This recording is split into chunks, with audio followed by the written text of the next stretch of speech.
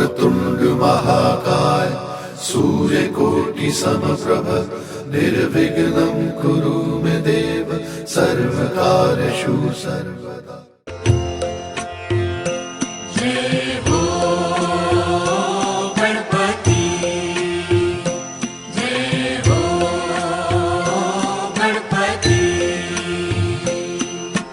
पूजे तुम्हें देवता सभी, जय हो गणपति, जय हो गणपति।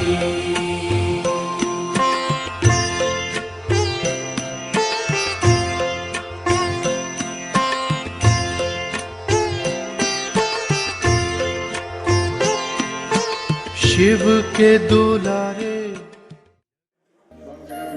महाकाय सूर्यकोटि समप्रभ निर्विघ्नं कुरु मे देव सर्वकार्येषु सर्वदा। परम आदरणीय भक्तगण, परमात्मा की विशेष कृपा है कि आज हम सब यहाँ उपस्थित हैं। आज विशेष रूप से भाद्रपद महीने की शुक्ल पक्ष की चतुर्थी तिथि है और आज के दिन हम गणेश चतुर्थी मनाते हैं। गणेश जयंती और गणेश चतुर्थी ये दो अलग अलग शब्द हैं। वैसे तो माघ महीने जनवरी और फरवरी के बीच का लगभग जो माघ महीना होता है, तो माघ महीने में जो हम गणेश चतुर्थी मनाते हैं वहाँ कहते हैं गणेश जयंती। लेकिन चतुर्थी अभी जो महीना है भाद्रपद महीने का जो हम मना रहे हैं, तो इसमें हम गणेश चतुर्थी मनाते हैं। तो परम आदरणीय भक्तगण, पुराणों के आधार पर और धर्म ग्रंथ अनुसार गणेश चतुर्थी को जयंती में मानते हैं और गणेश जयंती को भी चतुर्थी नाम से ही संबोधित करते हैं। कारण कि भगवान गणेश के रूप में प्रकट हुए।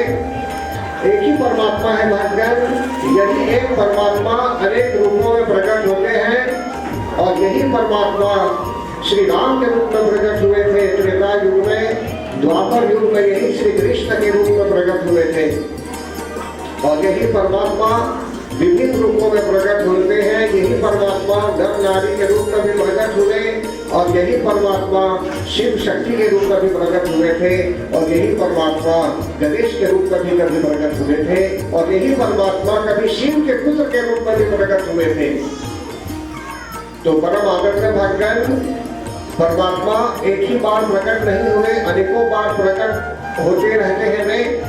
और कहा गया है कि गणेश के रूप में भी वे जब प्रकट हुए तो अनेकों बार प्रकट हुए। कभी उनका वाहन चूहा था तो किसी अवतार में उनका वाहन चूहा भी नहीं था, मोर था उनका वाहन, और किसी अवतार में उनका वाहन शेर भी था। मुझे प्रेम से गणपति महाराज की जय। अभी बताया जा रहा था भक्तगण कि गणेश जी अनेकों रूपों में प्रकट हुए थे। एक अवतार में वे वक्रतुंड नाम से जाने जाते थे और उस अवतार में उन्होंने मत्सर नामक राक्षस का अंत किया और वहां उस समय वे लायन के रूप में अवतरित। उनका वाहन लायन था, उनका व्हीकल लायन था। लेकिन जो मत्सर होता है वो क्या है? मत्सर को हम अंग्रेजी में बोलते हैं सेल्फिशनेस। कभी मनुष्य सिर्फ अपनी प्रगति चाहता है, स्वयं मनुष्य अन्य किसी की प्रगति न चाहते हुए उसकी ही प्रगति चाहता है। तो ऐसी स्थिति में बोलते हैं सेल्फिश। अपने ही लिए, अपने स्वार्थ की सिद्धि के लिए ही कुछ करता होगा और अन्यों का कल्याण नहीं करता होगा। तो ऐसी स्थिति में बोलते हैं सेल्फलेस, सेल्फिशनेस। लेकिन एक प्रकार का भाव होता है जिसको बोलते हैं परमार्थ भाव। अन्यों की भलाई के लिए, अन्यों के कल्याण के लिए भी यदि हम सोच रहे होंगे कुछ करने के लिए कि जिससे सबका कल्याण हो, सबका हित हो, सबकी भलाई हो तो परमार्थ भाव हो जाता है। तो वक्रतुंड अवतार जब हुआ था गणेश जी का, तो उस समय एक राक्षस का नाम था मत्सर, जो सेल्फिशनेस का प्रतीक था। मतलब कि अपने आप अपने स्वार्थ की सिद्धि के लिए ही सब कुछ करना चाहता था वो। तो ऐसी स्थिति में भगवान गणेश जी ने अवतार लेकर उस राक्षस का वध किया। तो ऐसा एक अवतार माना जाता है वक्रतुंड अवतार के रूप में। अब रही बात सेल्फिशनेस की, तो सेल्फिशनेस भी 5 प्रकार की है। 5 प्रकार से हम बोलते हैं 5 टाइप्स सेल्फिशनेस रिगार्डिंग धर्म।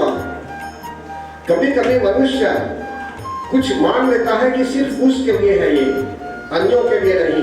तो इस प्रकार का एक घमंड आ जाता है, इस प्रकार का एक सेल्फिश भाव आ जाता है। तो कभी कभी क्या होता है, मटेरियलिस्टिक ग्रीड के कारण, वेल्थ के कारण मनुष्य में इस प्रकार का भाव आ जाता है। लोग सिर्फ अपने लिए ही प्रगति करेगा वो, ताकि उसका ही प्रोग्रेस हो। तो मत्सर राक्षस जब उत्पन्न हुआ था, तो उसको मारने के लिए वक्रतुंड के रूप में गणेश जी प्रकट हुए थे। और तीसरा जो नाम है वो है अवास्य। तो कहने का भाव यहाँ यह है कि किसी किसी को मत्सर भाव होता है गणेश में, घर पर, कि उसका ये अपना घर है, अपना मकान है, सब कुछ अपना है, तो थोड़ा घमंड भाव आ जाता है। तो गणेश जी को ये अच्छा नहीं लगता है, कारण कि यहाँ बताया जाता है कि और एक प्रकार का मत्सर हो जाता है जिसको बोलते हैं कुशल मत्सर। कभी कभी मनुष्य अपने आप को बहुत मान लेता है कि सब कुछ है उसके यहाँ और अन्यों के यहाँ कुछ नहीं। और 5वां जो है वो है वर्ण, क्लास के आधार पर। तो कहने का तात्पर्य यहाँ यह है, कभी कोई बोलता है वे इस वर्ण का है या उस वर्ण का है, तो ऐसी स्थिति में कभी घमंड भाव चला आता है। तो यहाँ जब दूसरा प्रथम अवतार जब हुआ था गणेश जी का, तो वक्रतुंड अवतार, और उन्होंने उस राक्षस का जब अंत किया भगवान, तो समझ लीजिए यह जो दुर्गुण उपस्थित था अन्य लोगों में भी, तो इस दुर्गुण का उन्होंने अंत कर दिया, इस बात क्वालिटी का अंत कर दिया। तो गणेश जी नहीं चाहते हैं कि उनके भक्तों में किसी प्रकार से मत्सर भाव हो। वे यही चाहते हैं कि उनके भक्तों में सरलता हो, सिंप्लिसिटी हो। फिर आगे बता रहे हैं यहाँ एक दूसरा अवतार जो हुआ था उनका, एक दंत अवतार, एक दंत के रूप में। तो उस समय उनका वाहन क्या था? उनका वाहन था चूहा। तो यहाँ उस समय मदासुर नामक राक्षस को मारने के लिए वे प्रकट हुए थे। अब मद किसे कहते हैं? बोलते हैं इंटॉक्सिकेशन, नशा, इंटॉक्सिकेशन। कभी कभी मनुष्य में एक प्रकार का पागलपन भाव चला आता है, मनुष्य में एक प्रकार नशा भाव आता है, मनुष्य एक प्रकार से अपने आप को इंटॉक्सिकेटेड कर देता है। तो ऐसी स्थिति में मद भाव आ जाता है, मद भाव, और वो भी एक प्रकार का अहंकार होता है जो गणेश जी को प्रिय नहीं है। तो परम आदर में भगवान गणेश जी एक दंत अवतार के रूप में चूहे का वाहन अपनाते हुए वे क्या करते हैं? मदासुर नामक को वे कैप्चर करते हैं, पकड़ते हैं। तो यहाँ जब हम गणेश जी महाराज की स्तुति करते हैं, उनकी प्रार्थना करते हैं, विशेषकर चतुर्थी की रात्रि में अथवा चतुर्थी के रात्रिकालीन समय में जब हम उनकी आराधना करते हैं, और दिवस काल में भी जब हम पूजा अर्चना भजन आदि से उनको प्रसन्न करते हैं, तो ऐसी स्थिति में यदि हम नहीं किसी प्रकार का मद भाव आ रहा होगा, मद अंग्रेजी में बोलते हैं माद, पागलपन भाव, किसी प्रकार से अगर आप में जैसे कोई किसी में नशा भाव आ जाता है कुछ गलत काम करने के लिए, एक प्रकार का एडिक्शन हो जाता है। एडिक्शन कैसे? किसी को शराब के लिए एडिक्शन हो जाता है, किसी को अन्य प्रकार से एडिक्शन हो जाता है, किसी को फिल्म देखने के लिए एडिक्शन हो जाता है। किसी किसी को सुकर्म करने के लिए एडिक्शन हो जाता है, एक प्रकार की चस्का हो जाती है। तो इसी प्रकार भक्तगण यहाँ बता रहे हैं कि हम लोग श्रद्धा भक्ति प्रेम पूर्वक यदि रात्रि जागरण भी करेंगे, मंत्रों द्वारा गणेश जी को प्रसन्न रखेंगे, उनकी अर्चना करेंगे, नृत्य आदि के माध्यम से भी उनकी स्तुति प्रवंदना आदि करते रहेंगे, तो भक्तगण ऐसी स्थिति में जो भी टॉक्सिन हमारे अंदर है, हमारे शरीर के अंदर जो भी टॉक्सिन है जिससे हम पागल जैसा व्यवहार करते होंगे, पागलपन, स्थिरता नहीं है, चंचलता आ जाती है, तो ऐसी स्थिति में गणेश जी इस दुर्गुण को सदा सर्वदा के लिए हटा देते हैं। बड़े प्रेम से गणपति महाराज के। अब तीसरा अवतार क्या था उनका? तो तीसरा अवतार है, वे प्रकट हुए थे मोह असुर को मारने के लिए। तो मोह असुर क्या है भक्तगण? combined forces of three demons, मोह असुर, दुर्बुद्धि और ज्ञान अरी। तो मोह असुर क्या है भक्तगण? मोह बोलते हैं अटैचमेंट को, अटैचमेंट। तो उस समय उस राक्षस को, मोह असुर नामक राक्षस को मारने के लिए गणेश जी महाराज प्रकट हुए थे। तो यहाँ बता रहे हैं महोदर के रूप में, महोदर के रूप में उनका नाम, लंबोदर तो दूसरा अवतार है, लेकिन यहाँ महोदर बताया जाता है। क्यों? कारण कि उनको मारना था, ये कॉम्बाइंड रूप में मोह असुर और दुर्बुद्धि का जो संयुक्त भाव आ गया था। मोह बोलते हैं अटैचमेंट को, अटैचमेंट। कभी कभी जो होना चाहिए संसार में तो होकर के ही रहेगा, कभी कभी शरीर से प्राण छूट भी जाता है, ये तो स्वाभाविक है, नेचुरल है, जिसका जन्म होता है, मृत्यु भी हो जाती है, कभी वियोग भी हो जाता है, सेपरेशन भी हो जाता है। लेकिन यहाँ बोलते हैं कि मोह और ममता के कारण, विशेषकर मोह भाव के बढ़ जाता है, बहुत अटैचमेंट होने के कारण मनुष्य को दुख भी होने लगता है। तो इसलिए भक्तगण यहाँ बताया जा रहा है कि तीसरा अवतार था महोदर का, और गणेश जी महाराज ने मोह को हटा दिया, अटैचमेंट को हटा दिया, और साथ ही साथ वे दुर्बुद्धि को भी हटा देते हैं। दुर्बुद्धि बोलते हैं कुबुद्धि को। किसको बोलते हैं दुर्बुद्धि? कुबुद्धि को बोलते हैं ना। जहाँ सुमति वहाँ संपत्ति नाना, जहाँ कुमति कहाँ विपत्ति निधाना। जहाँ अच्छी बुद्धि होती है, जहाँ अच्छा मत होता है, वहाँ संपत्ति ही संपत्ति होती है भक्तगण। और जहाँ कुबुद्धि होती है, खराब बुद्धि होती है, तो वहाँ विनाशी विनाश होता है, विपत्ति ही विपत्ति होती है। तो इसलिए यहाँ बताया गया कि दुर्बुद्धि को उन्होंने हटा दिया, और साथ साथ ज्ञान अरी, नॉलेज के जो दुश्मन है, ज्ञान के जो दुश्मन है, इनका भी अंत गणपति महाराज ने महोदर रूप में उन्होंने ऐसे राक्षसों का भी अंत कर दिया। फिर इसके बाद चौथा अवतार क्या था भक्तगण? चौथा अवतार गजानन का था। तो गजानन के रूप में जब वे प्रकट हुए थे, तो उनका वाहन के विषय में यहाँ बताया जा रहा है कि चूहा ही उनका वेहिकल था उस समय, चूहा ही उनका वाहन था उस समय। गजानन के रूप में जब प्रकट हुए थे, बोलते हैं ना कीर्तन में गजानना गजानना बोलते हैं ना, तो एक अवतार में उनको गजानन नाम से पुकारते थे। और उस समय उनका वाहन चूहा था भक्तगण, और उस समय भी उन्होंने एक राक्षस का अंत किया था। किस राक्षस का अंत किया था? उस राक्षस का क्या नाम था? तो उस राक्षस का नाम था लोभ असुर। लोभ, तो लोभ किसे कहते हैं?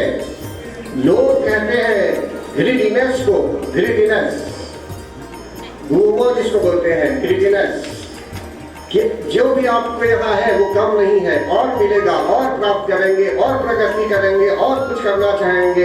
आप में बहुत किसी प्रकार में, किसी व्यक्ति में यदि इस प्रकार का ग्रीडीनेस भाव आ जाता है, घूमो होने का भाव आ जाता है, तो ऐसी स्थिति में समझ लीजिए उस व्यक्ति में लोभ हो जाता है, लोभ। तो यहाँ बोलते हैं गजानन के रूप में जब गणेश जी प्रकट हुए थे तो उन्होंने लोभ नामक राक्षस का अंत किया, ग्रीडीनेस का अंत किया। और हम लोग आज गणेश चतुर्थी के दिन जब पूजा कर रहे हैं तो ऐसी स्थिति में गणेश जी महाराज जब प्रसन्न हो जाते हैं तो क्या करते हैं, हमारे जीवन से लोभ को हटा देते हैं।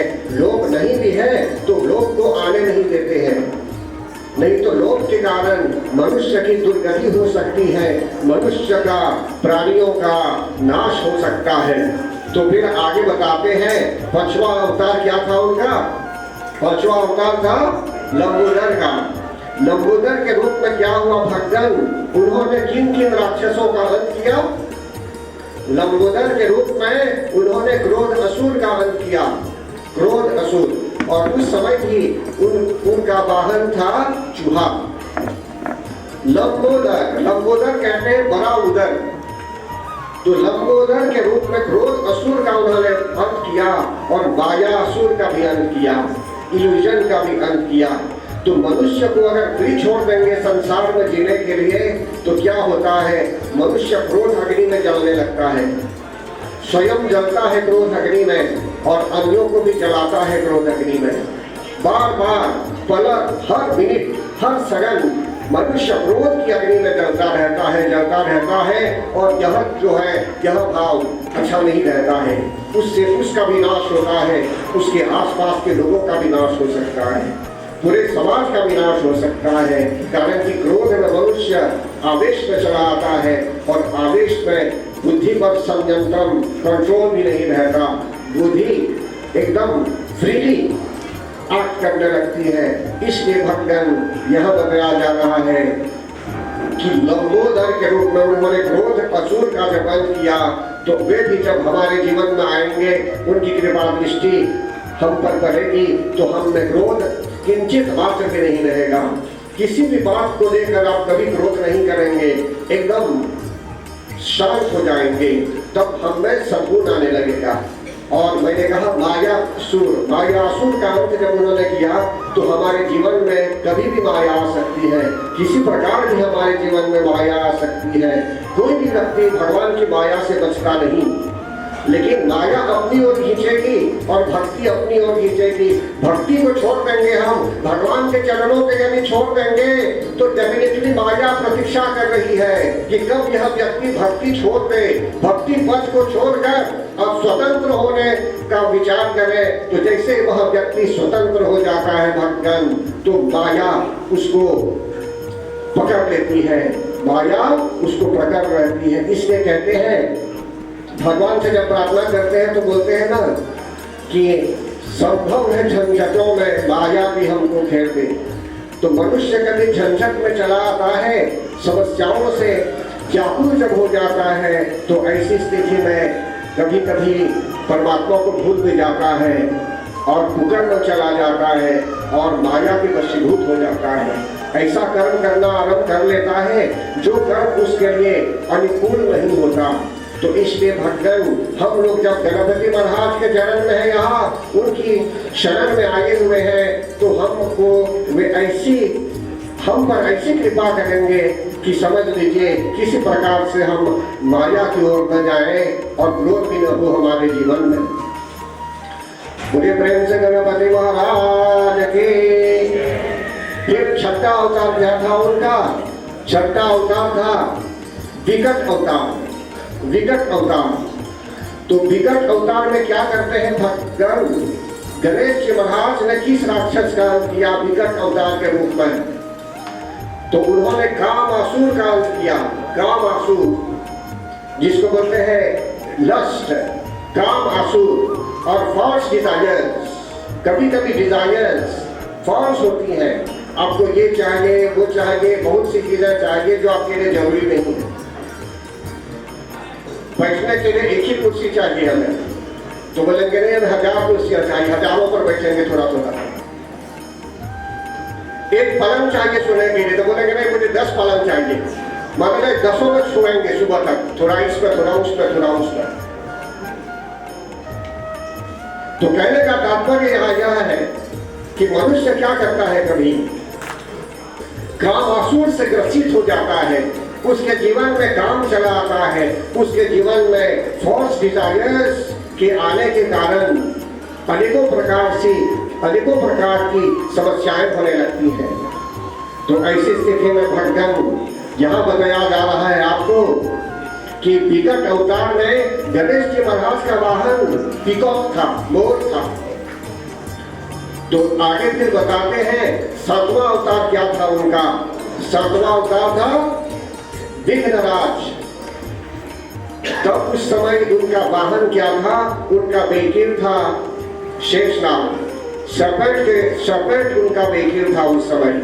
तो यहाँ बोलते हैं कि जीवन में विघ्नराज गणपति महाराज हर प्रकार से विघ्नों को दूर करने वाले हैं, इसलिए वे विघ्नराज के रूप में अवतरित हुए थे। हम उनको विघ्नेश्वर भी कहते हैं। हमारे जीवन में यदि अनेकों प्रकार की समस्याएं आ रही हैं भक्तगण, तो हमको कहाँ जाना चाहिए? समस्याएं आ रही हैं जीवन में, एक के बाद दूसरी की समस्या के बाद तीसरी, चौथी, पांचवी समस्या आ रही है, प्रॉब्लम्स आ रहे हैं जीवन में। सभी लोग चाहते हैं कि उनके जीवन में सुख हो, उनके जीवन में शांति हो, समस्याएं दूर हो। तो ऐसी स्थिति में मनुष्य और उलझने लगता है, एंटेंगल होने लगता है, एक समस्या के बाद दूसरी समस्या, दूसरी के बाद तीसरी समस्या। तो ऐसी स्थिति में भगवान की कृपा ऐसी होती है कि मनुष्य तेल की भांति ऊपर ही उतराता है। मतलब की समस्याएं सिर्फ ऊपर रहती है, अंदर नहीं जाती। आपके जीवन में समस्याएं नहीं आती है अंदर, आपके हृदय को समस्याएं नहीं छूती है। आपके अगल बगल में एनवायरमेंट में कुछ भी अगर हो रहा होगा, कोई धमाल भी कर रहा होगा, कोई कुकर्म भी कर रहा होगा, तो वह जो कर्म वो आदमी करता होगा, उसका कोई प्रभाव आपकी शांति में नहीं होता, आपकी शांति पर उसका प्रभाव नहीं पड़ता, आपके निजी जीवन पर उसका प्रभाव नहीं पड़ता। कारण कि आपकी मन स्थिति अलग है, आप में शांति है, आप हर प्रकार से गणपति महाराज की कृपा प्राप्त कर चुके हैं। तो इसलिए जैसे तेल उबलाता है पानी के ऊपर, अंदर नहीं जाता, ऊपर ही उबलाता है, फिर उसको फिर हटा देते हैं वहां से, मतलब कि फिर से उसको बंद कर देते हैं किसी अन्य प्रकार से पात्र में। तो यहाँ बताया जाता है भक्तगण किसी कंटेनर में उसको फिर भर देते हैं जो तेल उबला रहा होगा पानी पर। तो इसी प्रकार कुकर्म यदि कोई कर रहा होगा आपके अगल बगल में, तो वो उसका कुकर्म है। आपको बस परमात्मा पर ध्यान लगाना है, ब्रह्म पर ध्यान लगाना है। और कहते हैं कि गणपति महाराज ये ब्रह्म स्वरूप है, रुद्र स्वरूप है, विष्णु स्वरूप है। गणपति अथर्वशीर्ष में स्पष्टता के साथ बताया गया है कि यही ब्रह्म है, यही अवतार है परमात्मा के इस रूप में प्रकट हुए। फिर और एक अवतार है भगवान, 8वां अवतार क्या है उनका? 8वां अवतार धूम्रवर्त अवतार। तो धूम्रवर्त अवतार में भी उनका वाहन चूहा था। क्या था उनका वाहन? चूहा था फिर से उनका वाहन। और ऐसी स्थिति में उन्होंने किस राक्षस का वध किया? तो बोलते हैं अहंकार असुर। अहंकार असुर, अहंकार बोलते हैं ईगो को, ईगो। भगवान कहते हैं जहां पर ईगो है तो आई गो, वे वहां से चले जाते हैं, छोड़ देते हैं उस व्यक्ति को, आप अपने ईगो में जिए जाएगा। तो परम आदर में भक्तगण, यहाँ पर मैं यही बताना चाहूंगा आपको कि गणेश जी महाराज की कृपा हम सबको चाहिए। अभी मैंने स्पष्ट किया कि वक्रतुंड अवतार था प्रथम, फिर एकदंत अवतार, महोदर अवतार, गजानन अवतार, लंबोदर अवतार, विकट अवतार, विघ्नराज अवतार और धूम्रवर्त अवतार। तो परम आदर में भगवान फिर आगे यहाँ कहते हैं गणेश महाराज को यदि आप देखेंगे, उनका फोटो यदि आप देखेंगे, उनकी मूर्ति यदि कहीं देखेंगे आप, तो उनकी मूर्ति में आप क्या देखते हैं? उनका सिर कैसा है? उनका सिर बहुत बड़ा है, हाथी का सिर है, हाथी का सिर है उनका। तो हाथी में जो बुद्धि होती है भगवान स्पेशल होती है, विशेष बुद्धि होती है, इंटेलिजेंट, बहुत इंटेलिजेंट जानवर भी होता है हाथी। लेकिन यहाँ गणपति महाराज का जो सिर है वो हाथी का है, इसलिए कहते हैं कि उनकी बुद्धि विशेष है। तो इंटेलिजेंस हम सबको चाहिए। और गणेश जी महाराज बुद्धि के देवता है। किसके देवता है? बुद्धि के भी देवता है, विघ्नों के भी देवता है, लेकिन बुद्धि के भी देवता है। The God of intelligence, the God of wisdom. तो ऐसी स्थिति में भक्तगण हम सबको आज इंटेलिजेंस चाहिए। बड़ा बड़ा सर्टिफिकेट चाहिए वो ठीक है, बड़े बड़े सर्टिफिकेट मिल जाएंगे एकेडमिक लेवल पर, ठीक है। विश्वविद्यालय स्तर पर आपको अनेकों प्रकार के सर्टिफिकेट मिल जाएंगे, वो भी ठीक है। लेकिन यहाँ बताया जाता है कि हमारे जीवन में इस प्रकार का भी इंटेलिजेंस चाहिए जिसमें इंसाइट हो और जिसमें कॉमन सेंस भी हो। कॉमन सेंस, क्लियर थिंकिंग चाहिए, क्लियर थिंकिंग, कॉम्प्रिहेंशन भी चाहिए, समझ भी चाहिए, समझ शक्ति भी चाहिए। हमें समझ शक्ति भी चाहिए भक्तगण, और एनलाइटनमेंट भी चाहिए। एनलाइटनमेंट मतलब कि हमारे जीवन में प्रकाश चाहिए। कैसा प्रकाश चाहिए बताइए? ट्यूबलाइट का प्रकाश चाहिए क्या ये, या कैमरा का प्रकाश चाहिए? वो यहाँ पर बताते हैं दिव्य प्रकाश चाहिए। कैसा प्रकाश चाहिए? Divya Prakash, divine enlightenment. तो इस प्रकार का जो प्रकाश आता है हमारे जीवन में, जो डिवाइन एनलाइटनमेंट होता है हमारे जीवन में, तो ये मायने आइटम्स को नहीं पढ़ते हैं, तब छोटे मोटे आइटम्स में नहीं पढ़ते, कारण कि आपके जीवन में इससे और बहुत बड़ा कुछ है।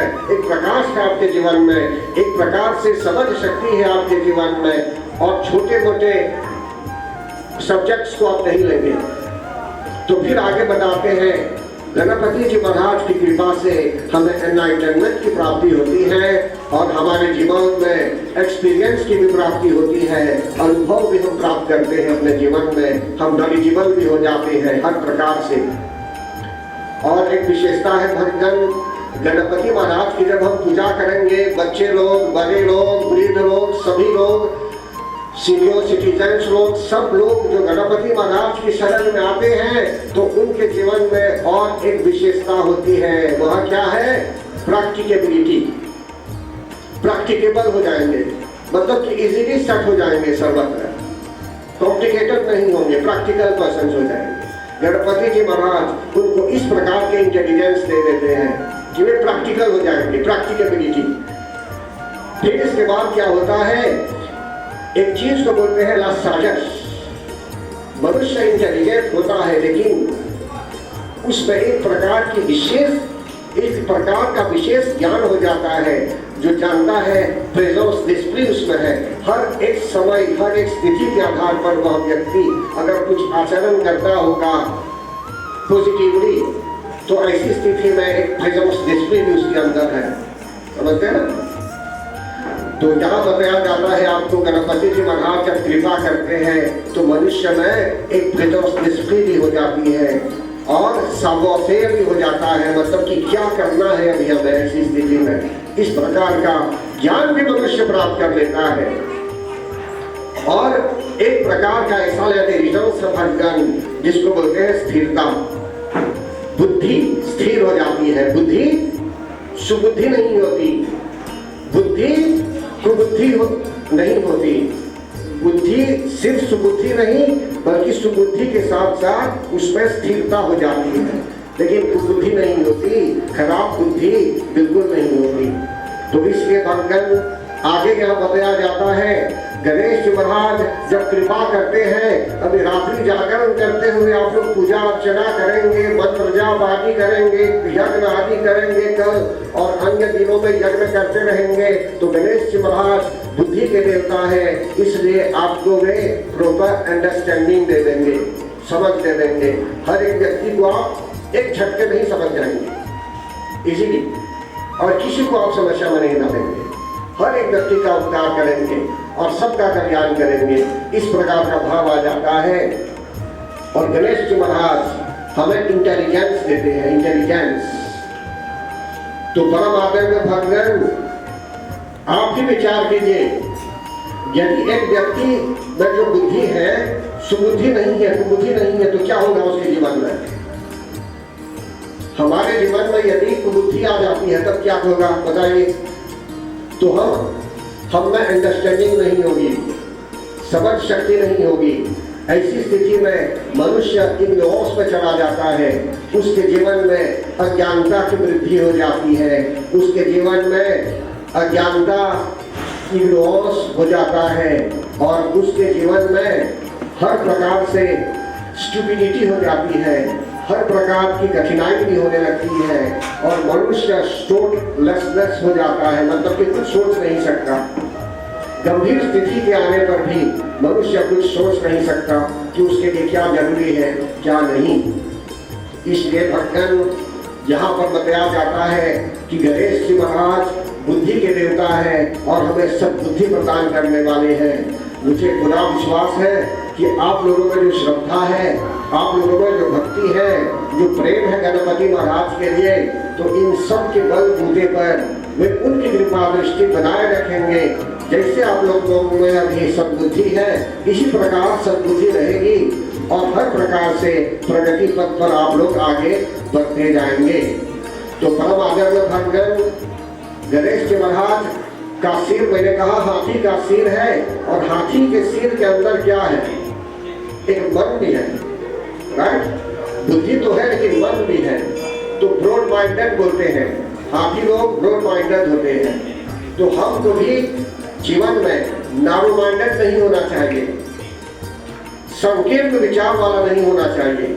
गणपति महाराज जब कृपा करते हैं तो नारो माइंडेडनेस फिनिश हो जाती है, तब दूर का सोचते हैं, ब्रॉड माइंडेडनेस हो जाते हैं जीवन में। तो परम आदर में भगवान जब मनुष्य दूर का सोचता है तो ऐसी स्थिति में एविल माइंडेड भी नहीं होता है, वो सबका कल्याण चाहता है वो। तो फिर इसके बाद यहाँ कथा के रूप में जो मैं बताना चाहूंगा, गणेश जी की आंखें कैसी हैं भगवान? गणेश जी की मूर्ति को यदि देखेंगे, उनके फीचर्स पर थोड़ा विचार कर लेते हैं तो उनकी आंखें कैसी हैं? उनकी आंखें में उनकी आंखों में एक विशेषता है भगवान, कारण कि हाथी की आंखों में, हाथी के नेत्रों में एक ऐसी स्पेशलिटी होती है, ऐसी विशेषता होती है कि एक छोटी सी वस्तु रख देंगे उनकी आंखों के आगे तो वह छोटी सी वस्तु बड़ी दिखाई देती है मैग्नीफाइड रूप में। तो इससे हमें यह ज्ञान मिलता है कि जीवन में हमें किसी को छोटा नहीं समझना चाहिए, चाहे वह व्यक्ति पढ़ा लिखा है, चाहे पढ़ा लिखा नहीं है, चाहे यूनिवर्सिटी डिग्री है उसके यहाँ, चाहे यूनिवर्सिटी डिग्री नहीं है उसके यहाँ, कोई भी व्यक्ति हो, ये जो जीवन है, जिस जीवन को हम बिता रहे हैं अभी एक साथ, किसी भी जगह कोई भी व्यक्ति कनेक्ट हो सकता है, उसको एक जगह कनेक्ट कर देंगे। हो सकता है कि एक व्यक्ति किसी दूसरे क्षेत्र में निपुण है, प्रवीण है, लेकिन फिर भी आपको चाहिए, उस व्यक्ति की आवश्यकता है, जैसे कुछ और व्यक्ति कर रहा होगा, लेकिन आपको एक अच्छा ढोलक बजाने वाला चाहिए, एक हारमोनियम बजाने वाला व्यक्ति चाहिए। हो सकता है कि वह व्यक्ति आपकी तरह उतना पढ़ा लिखा न भी हो, या हो सकता है पढ़ा लिखा भी हो, लेकिन फिर भी उसके बिना वह भजन भी अच्छी तरह से नहीं होगा, कारण कि एक सुर की कमी हो जाएगी। इसलिए भगवान मनुष्य में अहम भाव नहीं चाहिए। यहाँ बता रहे हैं कि गणपति महाराज जब कृपा करते हैं तभी हमारी आंखें ऐसी हो जाती हैं कि हम आंखों से किसी को अंडर एस्टिमेट नहीं करेंगे, किसी को छोटा मत समझिए, आप बड़े हैं बहुत ऐसा मत समझिए। गणेश जी महाराज कृपा करते हैं, इसलिए हमारे यहाँ गणेश प्रकार का गुण नहीं है भगवान। तो कपाल खूब पीटना चाहिए गणेश जी के यहाँ, माथे को पीटिए, वहाँ लगाइए माथे को गणेश जी के चरणों में कि हमें सब बुद्धि की प्राप्ति हो, आंखें भी हमारी पवित्र हो और किसी को नीचा हम न समझें और किसी को नीचा भी न दिखाएं। फिर इसके बाद भगवान जगह हम उनके और आंखों से और एक शिक्षा हमें मिलती है भगवान कि हमें सबको रिस्पेक्ट देना चाहिए, किसी का अनादर मत कीजिए, किसी को अपमानित मत कीजिए। कोई भी व्यक्ति हो, किसी को अपमानित कभी भी मत कीजिए, सबका आदर कीजिए, कारण कि सब में परमात्मा बसे हुए हैं। आप किसी का अपमान करेंगे तो उसके शरीर के अंदर जो आत्मा है और जो परमात्मा स्वरूप है, तो उसके कारण उसको यदि कष्ट होगा तो परमात्मा को भी कष्ट होगा। तो इसलिए हमें सावधान होना चाहिए। हर एक क्रिया, हर एक प्रतिक्रिया में हमको एकदम सावधान होना चाहिए। अब रही बात उनके कामों की, तो गणेश जी महाराज के काम कैसे हैं बताइए, उनके कर्म कैसे हैं? कर्म बड़े कर्म हैं, तो वे दूर का भी सुन लेते हैं।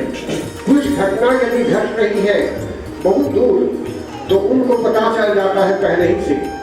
तो इसका तात्पर्य यहाँ यह है भगवान कि हमको बहुत अटेंटिव होना चाहिए, दूर का भी सोच लेना चाहिए। जब कुछ कभी बताया जाता है, कोई दूरदर्शी व्यक्ति दूर का सोचकर यदि आपको कोई अच्छी शिक्षा दे रहा है तो उसको ले लेना चाहिए, सुन लेना चाहिए, नहीं तो फेलियर हो जाएगा।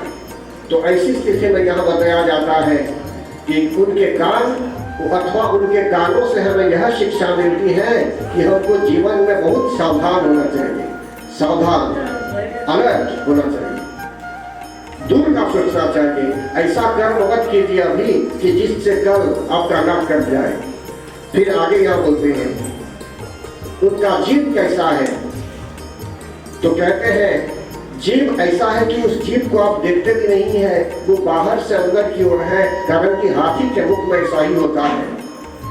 तो ऐसी स्थिति में भगवान कहते हैं कि हमें अपने शब्दों पर भी कंट्रोल होना चाहिए। ये मत सोचिए कि आप जो भी चाहेंगे वर्ड यूज करने के लिए यूज कर देंगे।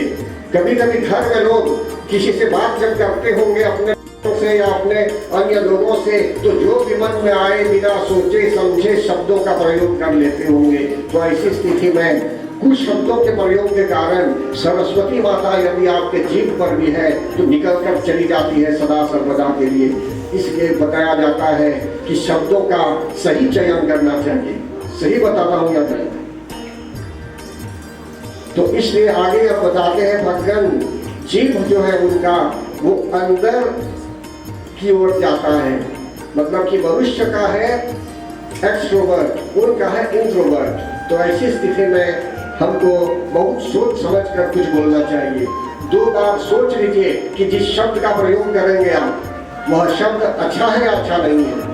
अच्छा नहीं है तो यूज मत कीजिए, किसी की भावनाओं को चोट भी पहुंचा सकते हैं। तो गणेश जी महाराज की अर्चना करेंगे तो इस प्रकार का भाव हो जाता है हमें कि हम भी अपने शब्दों पर कंट्रोल करते होंगे, काबू करते होंगे अपने शब्दों के ऊपर। फिर आगे बताते हैं यहाँ उनका मुख कैसा है भगवान। उनका मुख भी जो है देखने में जैसा है, मतलब कि कंट्रोल ऑफ द माउथ भी होना चाहिए। ऐसा मत सोचिए कि आपके मुख के अंदर जीभ है तो फट फट जो भी आए बोल देंगे, बकने लगेंगे जो नहीं बकना चाहिए। मैं नहीं बोलता हूँ बोलना, यहाँ बकना मतलब कि बिना सोचे समझे कुछ बोलेंगे तो बोलते बक रहे हैं। तो कहने का तात्पर्य यहाँ है भगवान, अगर हम चाहते हैं कि हमारे जीवन में प्रकाश हो, डिवाइन लाइट हो और हम लोग संयमित रूप में जीवन व्यतीत करें, तो क्या करना है? हमें गणेश महाराज, गणपति महाराज की शरण में आना चाहिए। बुरे प्रेम से गणपति महाराज की जय। फिर आगे यहाँ बताते हैं भगवान उनका जो नाक है कैसा है, नासिका कैसी है, लंबी है। तो मनुष्य को अपनी प्रतिष्ठा पर भी विचार करना चाहिए, राइट? अपनी प्रतिष्ठा पर भी। अच्छे कामों के लिए अगर आप जाने जाएंगे तो अच्छा होगा, बुरे कामों के लिए भी लोग आपको जानने लगेंगे तो अच्छा नहीं होगा। तो इसलिए ऐसा कर्म मत कीजिए कि जिससे आपकी प्रतिष्ठा पर कोई प्रभाव पड़े, आपको डैमेज हो, आपका प्रेस्टीज जो है वो डैमेज हो, प्रेजुडिस हो आपको, ऐसा कुछ मत कीजिए। फिर इसके बाद यहाँ बताते हैं उनका डस्ट जो है वो जो हाथी में होता है, वो जो डस्ट जिससे बड़े बड़े पेड़ों को उठा लेते हैं वे ना, उससे क्या प्रतीक है, उससे क्या शिक्षा मिलती है हमें उससे यह शिक्षा मिलती है कि गणेश जी महाराज हमको ऐसा बना देते हैं कि जो हार्ड वर्क हो, कोई भी कार्य जो गंभीर भी हो, भक्त लोग अच्छी तरह सरलता के साथ संपन्न कर देंगे, विवेक के साथ, बुद्धि के साथ, एकदम उनकी कृपा प्राप्त करते हुए। फिर आगे यहाँ बताते हैं उनका उदर कैसा है, तो बोलते हैं लंबोदर, बड़ा पेट, लंबोदर। तो ऐसी स्थिति में बताया जाता है बिग स्टमक। तो ऐसी स्थिति में बहुत सी चीजों को हमें गुप्त रखना है, लेकिन फिर भी इससे हमें यह भी शिक्षा मिलती है भक्तगण कि संसार में, जिस संसार में हम जी रहे हैं, इसमें अच्छे बुरे बोलते हैं ना गोस्वामी तुलसीदास जी महाराज, दुख सुख पाप पुण्य दिन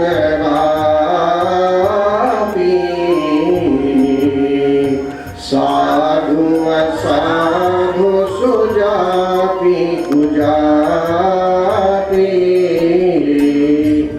संसार में दुख भी है, सुख भी है, पाप भी है, पुण्य भी है, दिन भी है, रात भी है, साधु भी है, असाधु भी है, सजन भी है, दुर्जन भी है, सब कुछ है संसार में। तो जिस समाज में हम जीते हैं, जिस देश में जीते हैं, जिस दुनिया में जीते हैं, अगर चाहेंगे कि सभी लोग आपकी तरह बर्ताव करें या आपके साथ अच्छा व्यवहार करें, जो आप चाहते हैं वैसा ही हो, तो आप ऐसा मत समझिए।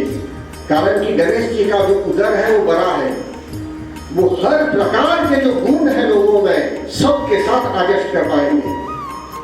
इससे हमें यह शिक्षा मिलती है। आप गलती मत निकालिए उसका, चाहे वो निगरानी में हो, आसपास में हो, कहीं भी हो, जैसा है वो accept the person or the person is together with his or with her negative and positive attitudes, and then आपको क्या करना है, उसके अनुसार आप दूरी रखेंगे, लेकिन फिर भी अपना संबंध मत बिगाड़िए उनके साथ। संबंध बिगाड़ देंगे तो आपका जीवन नरक हो जाएगा। क्रिटिसिज्म आने लगेंगे पीछे, आपके पीठ के पीछे बाइटिंग होने लगेंगे। तो आप सावधान हो जाइए, सावधान। गणेश जी महाराज हमें सावधान करते हैं, और उनके लंबोदर होने का हमें यह भी ज्ञान मिल रहा है कि संसार में अच्छे बुरे सब कुछ है। तो सबको समझते हुए हमको जीवन व्यतीत करना है। किसी से दुश्मनी मत कीजिए, किसी की बुराई भी मत कीजिए। आप जानते हैं कि यह व्यक्ति सुधरे रहने वाला नहीं है, वो बराबर रहेगा, लेकिन फिर भी आप में ऐसी विशेषता आ जाती है, ऐसा ज्ञान हो जाता है गणेश जी महाराज की कृपा से कि उसके साथ भी उठेंगे बैठेंगे, लेकिन आपकी हानि नहीं होगी, न आप उसकी हानि करेंगे। गलत बोल रहा हूं तो बताइए। फिर आगे यहां बता रहे हैं भगवान गणेश जी महाराज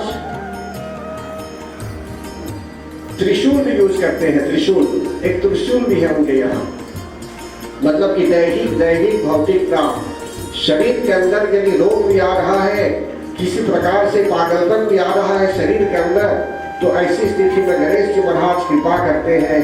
उनके त्रिशूल में दैहिक भौतिकता, शरीर के अंदर होने वाली पीड़ा को दूर करने की क्षमता होती है, और शरीर के बाहर भौतिकता, दुर्घटना आदि का योग यदि आ भी रहा है जीवन में, तो गणपति महाराज ऐसी कृपा करते हैं कि दुर्घटना टल जाती है। और इसके साथ साथ एक है दैनिकता, सेलेशियल, जैसे बोलते हैं सुनामी, ट्रemblement de terre, भूकंप, इनोंडेशन, फ्लड आदि अनेकों प्रकार की जो समस्याएं हैं जीवन में, भगवती जैसे जगत जननी जगदम्बा माता कहती है, सर्वबाधा प्रशमनम त्रैलोक्यश्वरेश्वरी एवमेव त्वया कार्यस्मत् दैवी विनाशनम। समस्त प्रकार की बाधाएं दूर हो जाती है, दैवी विनाश, दुश्मन सब दूर, सब शांत। इसी प्रकार गणपति जी महाराज की शरण में जब रहेंगे तो दैहिक भौतिक ताप से हमें बचाते हैं। अब देखिए भगवान, उनके हाथों में कमल का फूल भी है और मोदक भी है, मोदक भी रखा हुआ है वहां। तो मोदक प्रसाद है ये कि हम यदि सत्कर्म करेंगे, उनके मंत्रों का जप यदि करेंगे और भजन कीर्तन पूजा आदि उनको प्रसन्न करने के लिए करेंगे और वे जज करेंगे, देखेंगे कि हम में वो काबिलियत है, यदि वे देखेंगे कि हम में यह योग्यता है, हम सचमुच भक्त हैं, दिखावा नहीं है हम में, सचमुच भक्त हैं, तो ऐसी स्थिति में वे स्वयं कनेक्ट करेंगे आपको उनके साथ और जो भी आपको प्रदान करना है मोदक के रूप में, ब्लेसिंग के रूप में, आशीर्वाद के रूप में, तो वे अवश्य देंगे। तो हम सब लोग यहाँ बैठे हुए हैं, अभी सुबह भी यहाँ सभी लोग बैठे हुए थे, पूजा बहुत लोग आए हुए थे पूजा के लिए, और फिर कब भी हवन जब किया जाएगा तो सभी लोगों को वे देख रहे हैं कि कौन व्यक्ति किस भाव से आया हुआ है, क्या है उसके अंदर, उसके मन में क्या भाव है, वे जानते हैं, कारण कि वे सबके लिए सबको हम देख रहे हैं। तो परम आदरणीय भक्तगण, हमें गणपति महाराज से यही निवेदन करना है कि यदि किसी प्रकार की बुराई हम में आ रही है तो हे गणपति महाराज, आप पहले ही से एक्सरे करके उस बुराई को हटा दीजिए। मुझे अभी भी याद है, गांव में पहले कुछ बच्चे लोग क्या करते थे, स्कूल जब नहीं जाना चाहते थे, अभी याद है एक केस, एक लड़की थी छोटी, तो क्या करती थी, एकदम नाटी थी, छोटी थी, तो दरवाजे में प्राइवेट स्कूल से जैसे भागती थी, तो जो दरवाजा खुला होता था उसके बीच में जो विंड नहीं था, वहां ग्लास नहीं था, उसके माध्यम से निकलकर भाग जाती थी। तो कभी कभी क्या होता है जीवन में, मनुष्य कभी प्रगति करना चाहता है या कभी मनुष्य भागना चाहता है प्रगति से, किसी प्रकार से निकलकर भाग जाएंगे।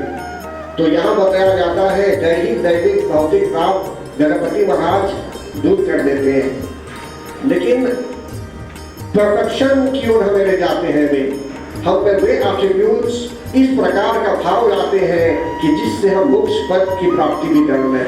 बोलते हैं ना, धर्म अर्थ काम और मोक्ष, धर्म अर्थ काम और मोक्ष के हम धार्मिक भी हो जाते हैं जीवन में, फिनेंशियल प्रोग्रेस भी करेंगे, डिजायर्स भी फुलफिल होंगे और इसके साथ साथ मोक्ष पद की प्राप्ति भी हो जाएगी।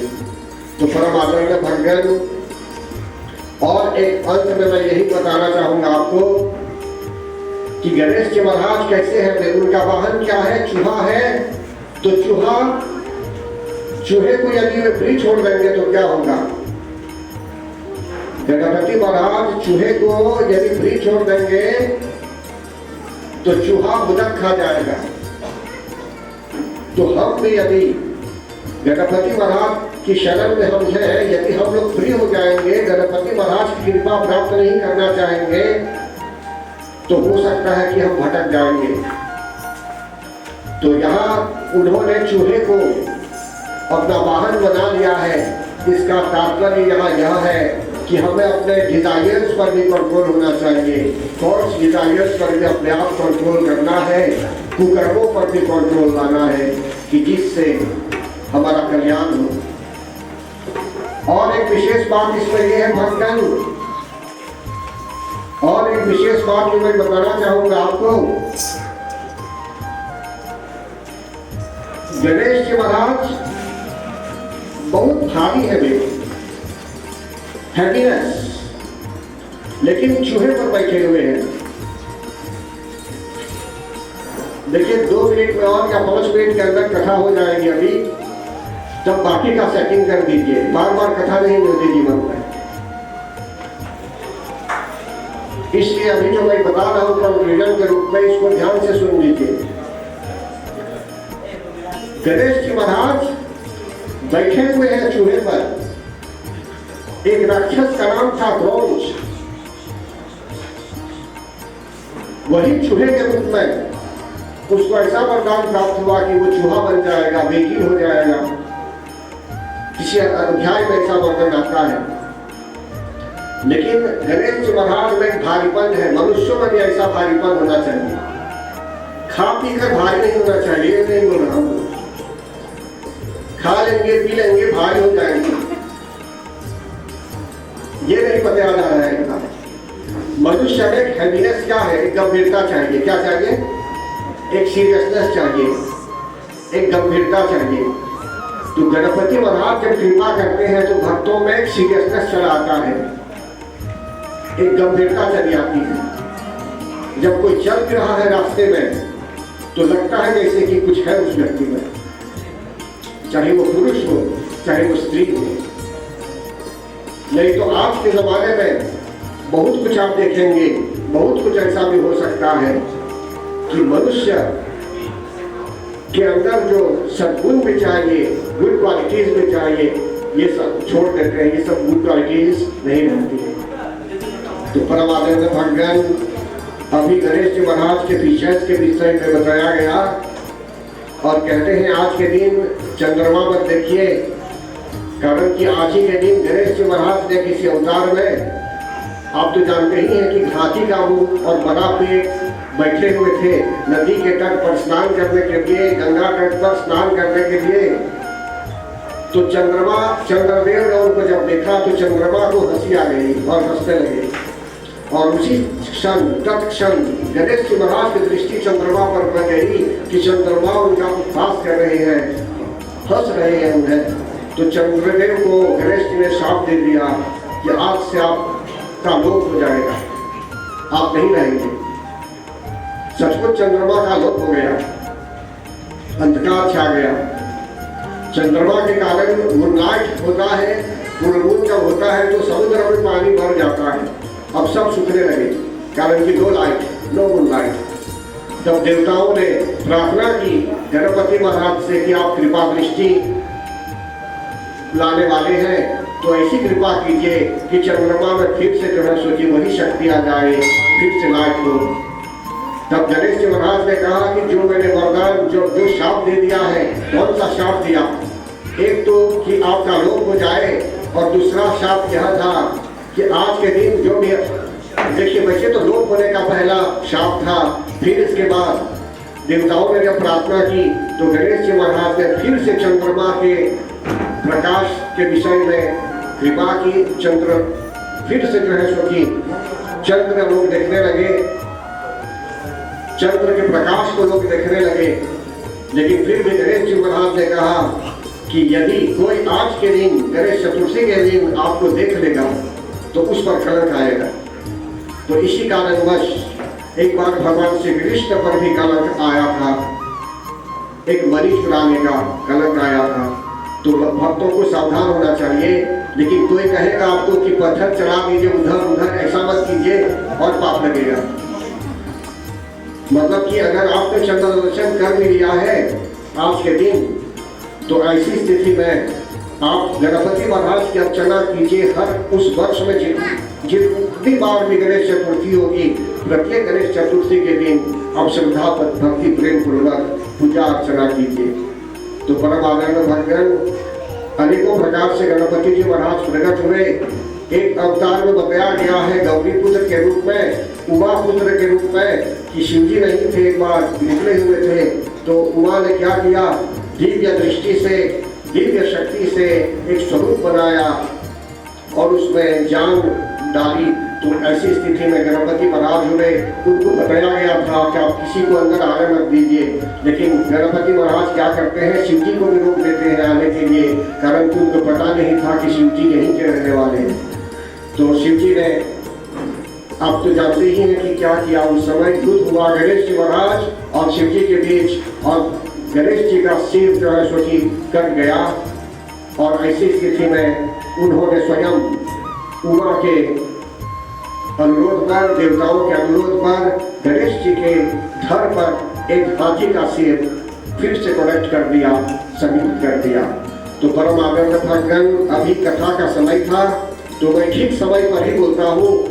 8 बजे से 9 बजे तक कथा का समय था।